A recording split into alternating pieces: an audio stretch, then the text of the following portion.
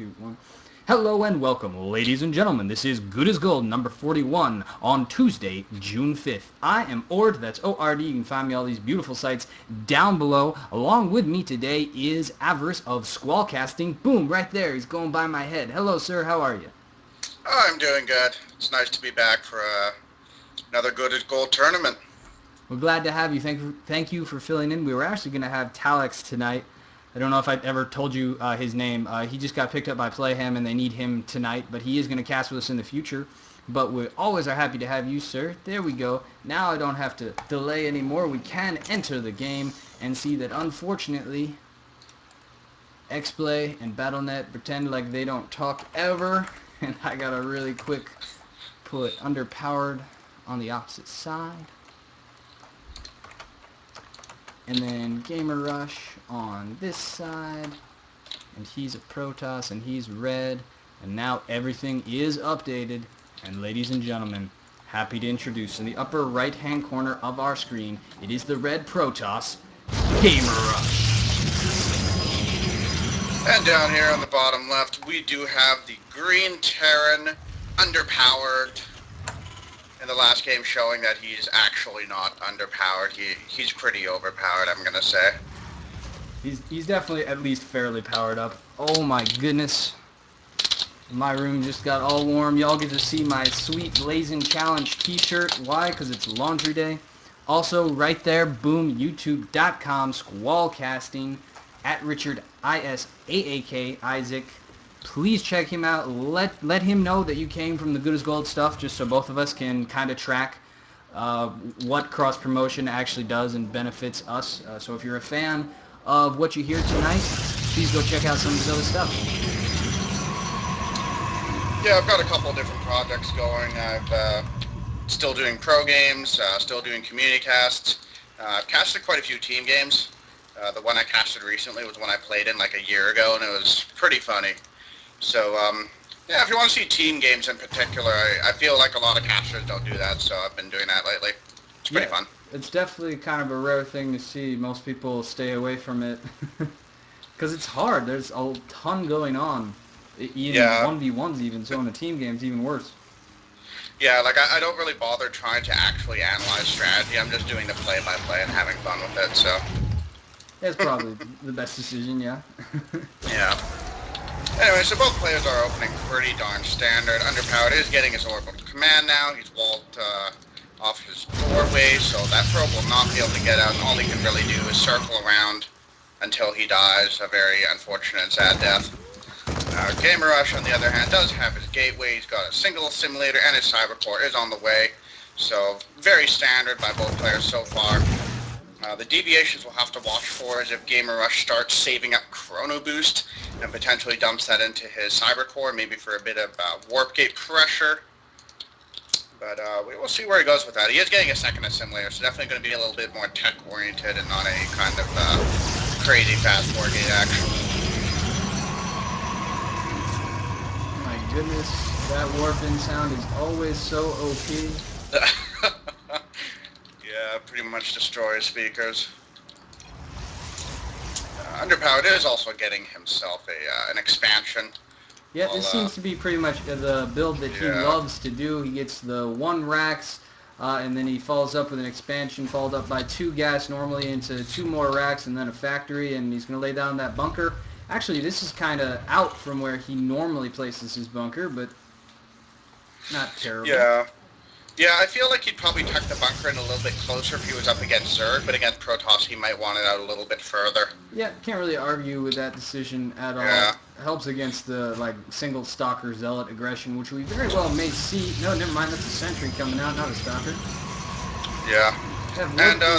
And this build that Underpowered doing is honestly one I see a lot of pros do. It's like 1 rack's gasless FE, and then once the command center is coming up, they take both gases so they can begin teching, and it's very safe against Protoss because you can get that bunker almost instantly, and it lets you ward off any sort of early pressure.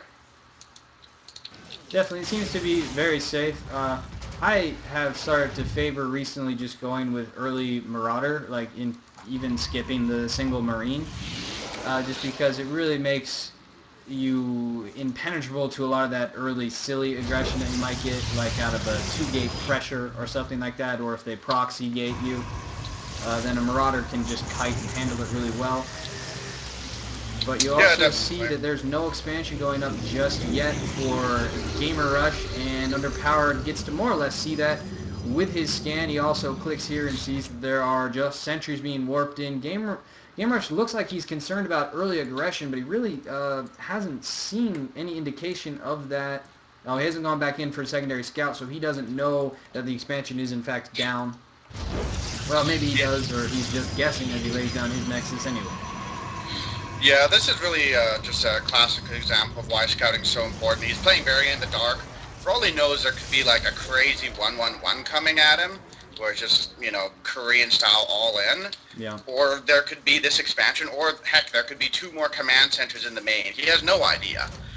And at the very least, it would be great to see him move that probe up and just poke at the front a little bit, pull back as soon as he sees the bunker, but, I do at the like very though least, get that an idea that is in, he is an expansion. controlling both Zelnagas now at this point. I agree with you completely, but that is at least a step in the right direction to being aware of what may be coming in. However, a medevac drop aggression, a lot of times Terran will just skirt the Zelnagas, and then that could just be arriving on his back door. However, it looks like underpowered. When he scanned and saw a large army and no expansion yet, he made what I feel is normally the correct call. Decided, okay, holy cow, he's going one base aggression at me, and he's building a fourth bunker because he's really afraid of that. And so now he's playing in the dark based off of that single scan, and Game Rush is being given the opportunity to catch back up. Yeah, four bunkers is a little bit overkill. He actually won't be able to effectively repair two of those bunkers. And Gamer Rush is getting an observer in now, so he's going to see what's up. And Underpowered, actually sensing what I was saying, cancels the bunker and instead puts down a supply depot. So it could be that was a misclick initially, or decided he was actually safer and just decided to switch it up. Quite possibly. He also may have decided that, it's past 9 minutes, I guess that attack's not coming, which, I mean, is kind of a safe assumption, but sometimes it's not. So again, just information is power, and a Marine is only 50 minerals. You can send it out there and wander around with it all over the place. Yeah, definitely. And once you have stim, really, Marines are a very effective scout. You send it out, the moment you see a unit, you can stim it, run past the unit or run away from the unit, and you can usually scoot it in, maybe coming along the back side or the bottom, up Right. through their third and then up into the natural, and you can usually get an idea of what's going on. I would like to point out that economy-wise, Underpowered is doing absolutely phenomenal. He's got 46 SCVs to the 37 probes of Gamer Rush, and he does have two orbitals on top of that, so Definitely. unless Gamer Rush gets out a lot of probes, he's going to be behind in that economy war. We do see him laying down, well, at least he laid down a Chrono as expansion's Nexus, but not at his main. Just Oh, yeah, I think he may have just now. Uh, so he's trying to catch back up, but he's still 7 behind, and that's unfortunate because Underpowered definitely, yeah, has those mules, like you were saying. Tons of just stuff being done by Underpowered right now. He's getting double upgrades. He's building Marines and Marauders, building a reactor so that he can put his starport on it, most likely for some medevac action. He can go in with that bio ball aggression. At the same time, Game Rush is, I'm going to say, responding pretty well to that, regardless of how much information he has. He's building Colossus with extended thermal lance. He's getting the +1 attack. He's building a second robo. Like, he's really doing a lot of things that will help him against pure bio play. Yeah, this is kind of the classic composition battle you see. The Terran will go for Bio with medevacs, and then once they see Colossi, they'll start adding on Vikings, whereas the Protoss will just go for the Bio Death Ball and hopefully, ward off the Vikings before all the Colossus die.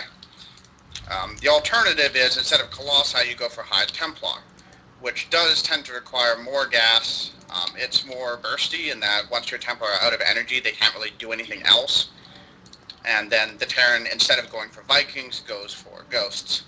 And it's pretty darn stable. That's honestly the Protoss Terran matchup is the least changed as far as the various matchups in the game go.